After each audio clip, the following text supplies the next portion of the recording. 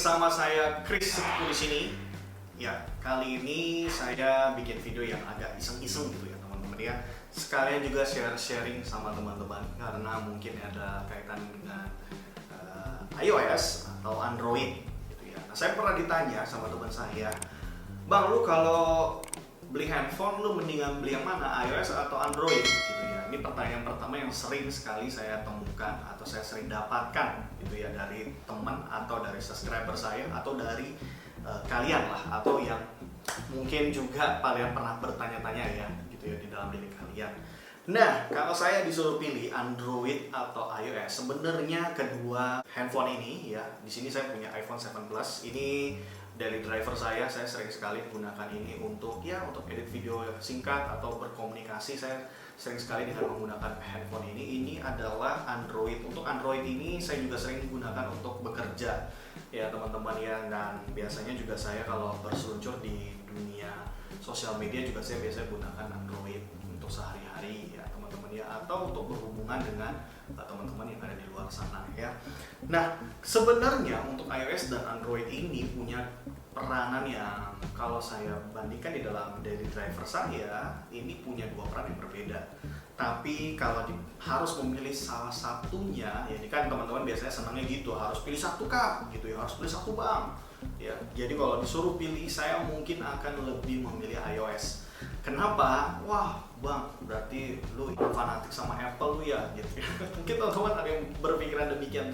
Sebenarnya tidak, teman-teman. Saya lebih suka dengan iOS. Kenapa iOS ini sangat begitu saya perlu menjadi dari driver saya?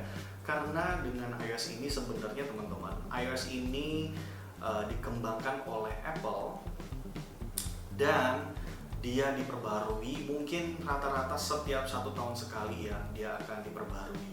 Jadi tidak seperti Android, yang Android ini cukup cepat ya, perubahannya cukup cepat, bahkan setiap bulan mungkin selalu saja ada gadget-gadget terbaru yang menggunakan OS Android gitu ya, sehingga perusahaan pengembang Android ini sendiri butuh banyak menghabiskan waktu ketika dia mengembangkan produknya Android ini sendiri gitu ya teman-teman. Sehingga kalau saya lihat perusahaan pengembang Android ini juga kadang-kadang sering terpecah konsentrasinya, sehingga menyebabkan juga banyak sekali aplikasi-aplikasi yang tidak tepat guna, kemudian juga masih banyak bug-nya gitu ya, dan terlalu cepat mengalami perubahan lah teman-teman ya untuk Android sendiri. Sedangkan untuk iOS ini ya, untuk Apple, saya melihat di sini Apple begitu konsisten dan juga begitu fokus mengembangkan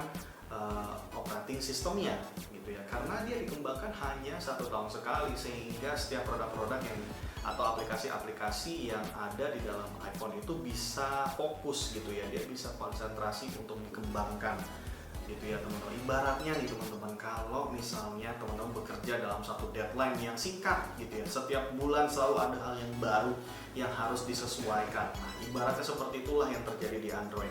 Sedangkan Apple dia santai aja, karena dia punya deadline yang jelas, yang pasti 1 tahun cukup panjang untuk bisa mengembangkan satu produknya ya, atau satu iOS saja gitu ya. Misal contoh lah sekarang ini sedang mau launching iOS 14, sedangkan iOS 13 ini sudah hampir setahun ya di launching oleh Apple, sehingga dia juga santai gitu ketika dikembangkan.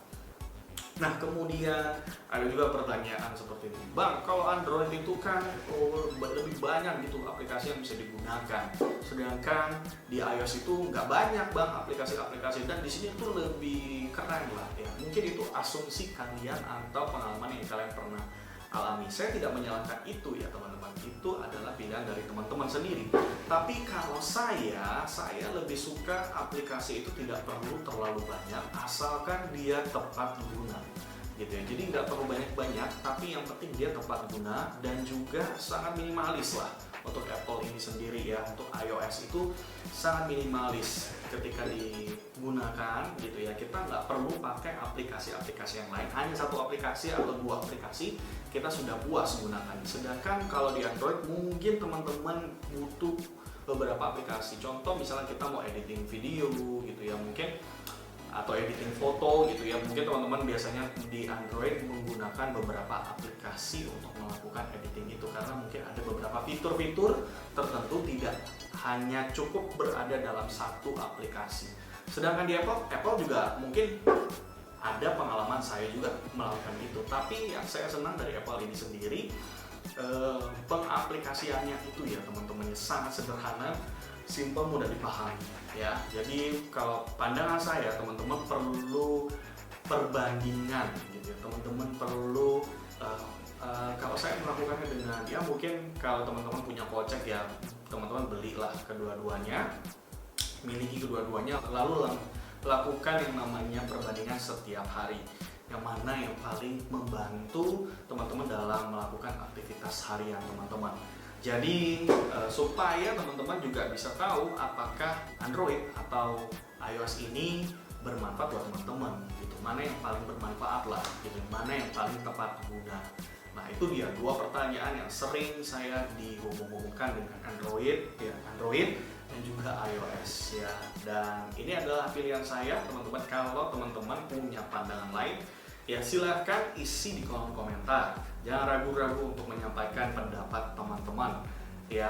Dan yang terakhir ya teman-teman ya, yang terakhir untuk iOS sendiri ini, untuk security-nya, untuk pengamanannya itu sangat baik sekali ya untuk iOS sendiri atau produk Apple ini. Dia memang sedikit lebih eksklusif lah daripada Android, karena banyak sekali produk-produk handphone Android itu menggunakan ya ini iOS Android ini gitu ya. Sedangkan Apple dia punya iOS sendiri, dia tidak mengadopsi Android, sehingga dia bisa fokus juga untuk mengembangkan yang namanya security ya, atau pengamanan di produknya dia gitu ya teman-teman ya. Oke, itu saja ya mungkin teman-teman yang saya bisa sharekan. Jangan lupa teman-teman untuk subscribe, kemudian juga kasih like kalau kalian suka dengan video ini.